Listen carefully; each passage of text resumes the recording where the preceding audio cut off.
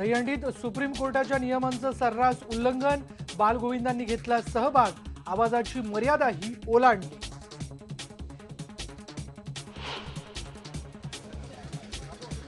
रत्नागिरी जिल्ह्यात थरावरून पडून एका गोविंदाचा मृत्यू, तर मुंबई आणि परिसरात 99 गोविंदा जखमी, एकाची प्रकृती गंभीर.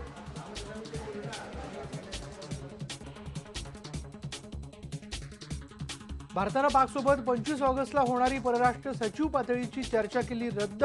पाकिस्तानच्या उच्चायुक्तांनी फुटीरतावादी नेत्यांची भेट घेतल्यानं भारतानं घेतली कडक भूमिका.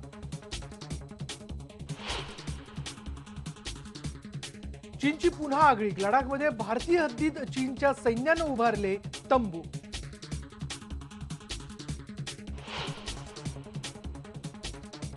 शिवसेना खासदारांविरोधातल्या याचिकेवर आज दिल्ली हायकोर्टात सुनावणी होण्याची शक्यता.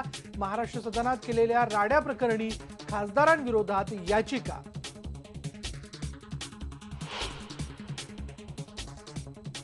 आघाडीच्या ज्येष्ठ नेत्यांची आज दिल्लीमध्ये बैठक, जागा वाटपाच्या फॉर्म्युल्यावर होणार चर्चा.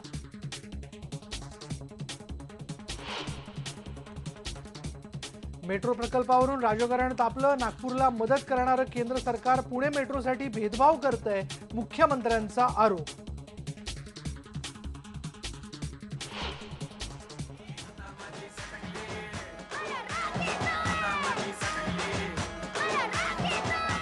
आणि सिंघम रिटर्न्सची बॉक्स ऑफिसवर धूम, वीकेंड पर्यंत कमावले 77 कोटी 69 लाख रुपये.